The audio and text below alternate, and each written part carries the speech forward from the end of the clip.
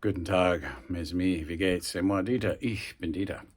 Yeah, so I'm going to show you how to do a wash, a watercolor wash. So we're going to take Junior here, because he's ready for a wash. And there's nothing like Siberian Sable brushes. These things are beautiful, beautiful, beautiful. They're expensive as hell. They will last a lifetime. This was like around $220. This one was like 180 bucks. This one was like $100, and this one was like 80 bucks. But I'm not saying that to brag. I'm just telling you, those of you who don't want to pay artists what they're worth, this shit is everything's expensive. Brushes are expensive. Good paper is expensive. The cheapest thing are pencils and erasers. Eraser, I've had one that I've used for 30 years. That's the cheapest thing I bought. I think it was 85 cents. So anyway, what you do is you take I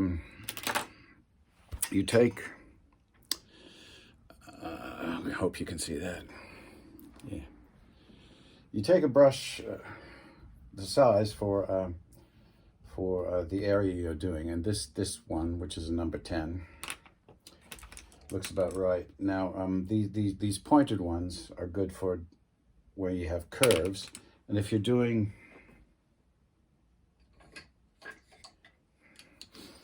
something without curves, like a background, like a sky or something, you use ones that are kind of flat like this. So flat and round tipped are the two that you use.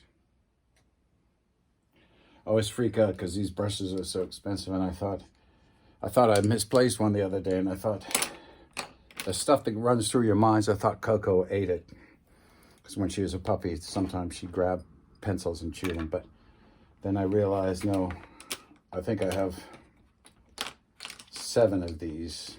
They're all Russian Sable. These are made in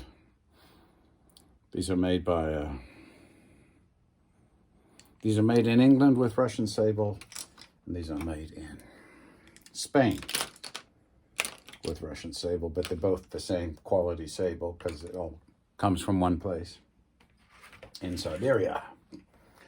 So what you want to do is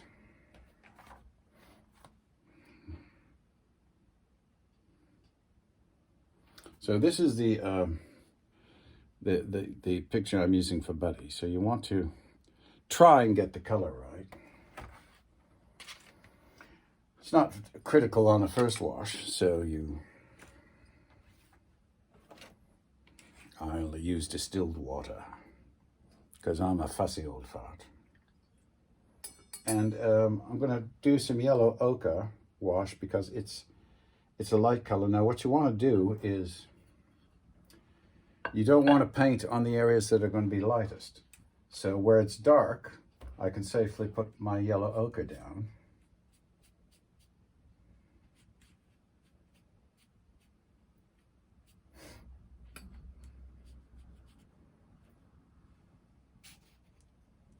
And I avoid the areas where he's going to be light. I've told you before, if you make a mistake, this is what you do. So I'll make a mistake, so I'll put down too much paint here.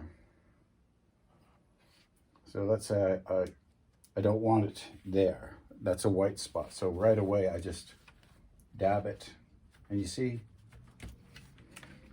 you pick most of it up. So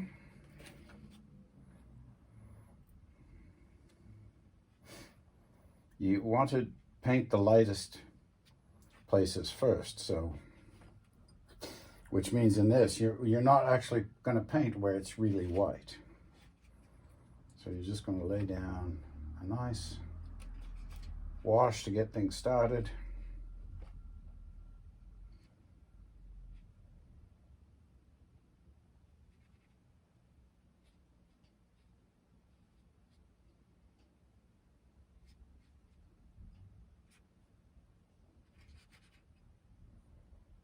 He's mostly white there. He's a little darker here. It's pretty dark here.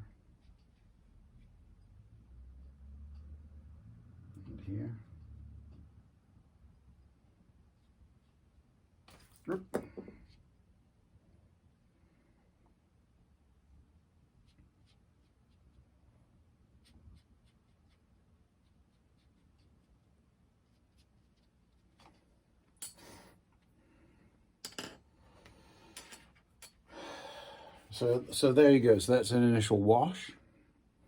And I've also, and then you let it dry. But also because he's got a lot of dark markings here. I always like to do dark stuff with a little blue underneath. Because if you just do black, it looks really, it can get really, black can kind of ruin a painting. So we're gonna do some blue here around Buddy, where he's got his, where he's quite dark. And that's called like an underpainting kind of.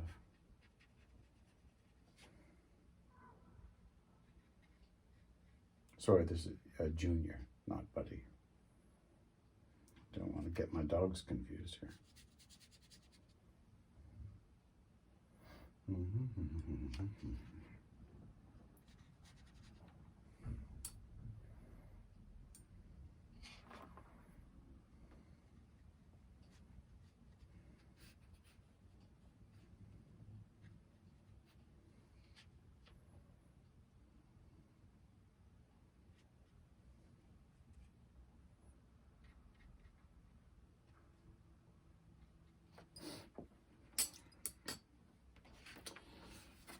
So there you have the first wash on Junior, and it always looks darker when you first put it down than when it dries. And when it dries, so then I just start adding more detail, and I just go, the next wash will be darker.